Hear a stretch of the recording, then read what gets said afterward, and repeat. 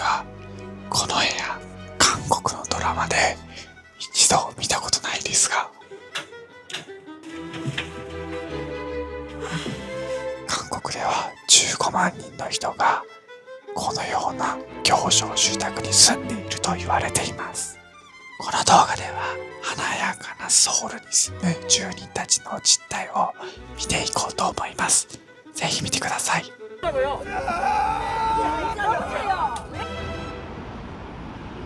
韓国のワーキングホリデーとして来ている28歳の日本人女性に話を聞いてみました。本当オートロックなんですね、これは。全員鍵はもうほぼないと思いますね。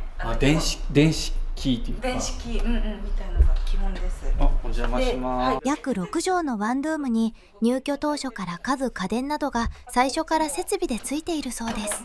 棚を合わせて買いましたね、今。韓国での暮らしといっても私たちがイメージする一人暮らしと大きく変わらない印象です。さらに部屋の中も見せてもらうことに。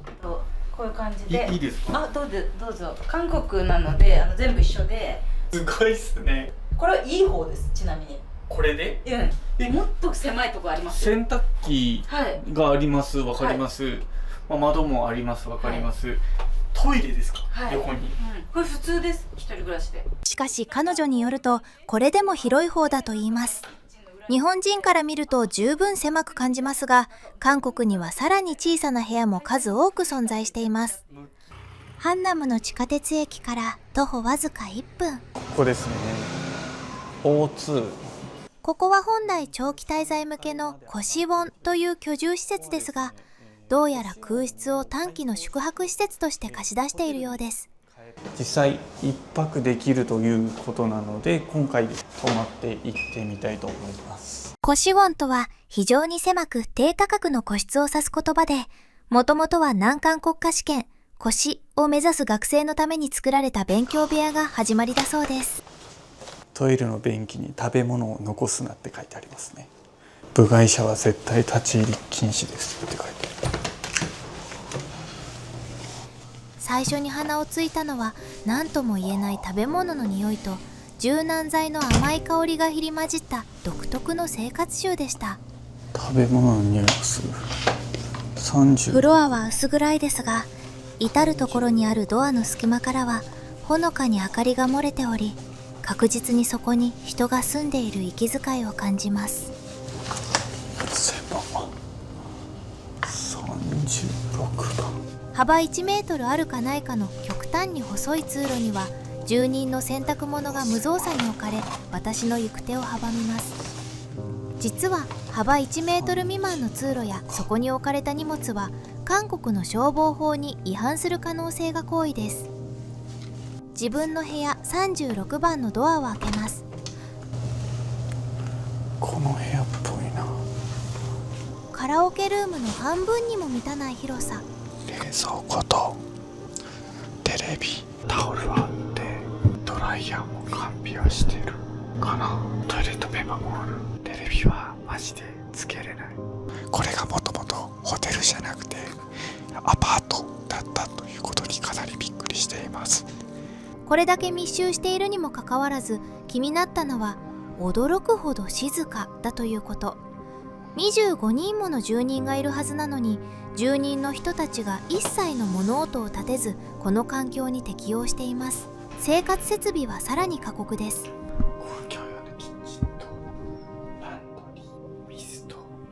これを25人で共有するとなると、あまりにもキャパシティが足りていません。そして一番驚愕したのは水回りでした。この狭さで25人が一つのトイレとシャワールームを共用しなければなりません。最初シャワーがどこにあるのかすら気づきませんでしたが、洗面台と一体化していました。これをホテルとしての一泊ではなく、日々の共同生活として使うとなると、想像しただけで気が狂いそうになります。ホテルと変わんないっす、普通の。うるさいっす、どこもうるさいっす。でもなんか自分が音を立てちゃいけないっていう感じがもうまさにひしひしと伝わるというか、息を潜めて生きていかないといけないっていうのを強いられた感じがします、かなり。でももう寝るだけなんで、これを何日も何日も住めるかっていうとちょっと厳しいかな。地元の賃貸サイトで確認すると、この部屋の家賃は月に約3万7000円。しかし狭さだけでなく、韓国特有の賃貸事情がありました。保証金はそうですね、なんか日本人はちょっと払えないかな。その27、8の子が200万1年後に帰ってくるお金で払えるかっていうと結構厳しい。韓国では部屋を借りる際、高額な保証金が必要になることが珍しくありません。数百万円単位の保証金を求められるケースもあり、外国人や若者にとっては大きな壁となっています。500、300万とか、学生が誰が準備するの？親だよねって、親がじゃあ何してますかっていう話ですよね。かつては学生受験生がほぼ 100% を占めていましたが、現在では都市部の住宅問題の受け皿となり、暮らし正規雇用の若者や単身の高齢者といった層が過半数を占めるようになっています。そしてコシオンに住むギリギリの人たちは、家賃が払えなくなれば強制的にこの部屋を追い出され、路上へ放り出されます。韓国で最も多くの路上生活者が集まると言われるのがここソウル駅です。ここには宗教団体の炊き出しがあり、巨大な連絡通路が過酷な気候を防ぐ絶対的なシェルターとなるからです。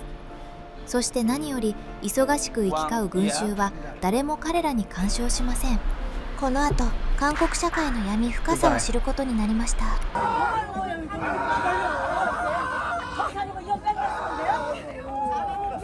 本当にね、緊急で今動画撮ってるんですけども、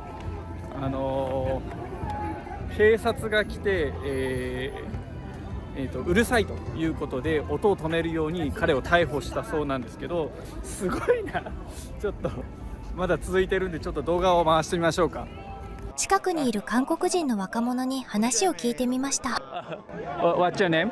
Chahun. Chahun. Yes. Your name? Chonghun. Chonghun. Nice to meet you. Nice to meet you. Nice to meet you. I love Japan. Thank you. Me too. This group, so Saibi Catholic. Catholic. Saibi. Saibi Catholic. Yeah. One more please. Police. My Korean friends don't like Seoul Station because this station homeless. カルト宗教はホームレスへの炊き出しを盾に駅前を占拠し、大音量で勧誘活動を行っています。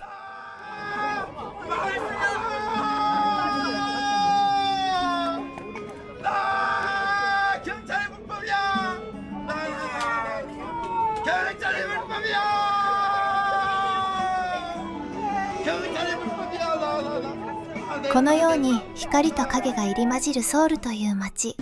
この国でビジネスをしてきた人はこの社会をどう見ているのでしょうか。低所得者の人たちって、今そのコシオンに住んでるじゃないですか、住んでますよね、その人たちが今住めなくなってくるんじゃないですか。だから僕の考えでは、ソウル以外の地域で住みなら問題が全然ないです。仕事を選ばなければソウルにいる必要なんてない。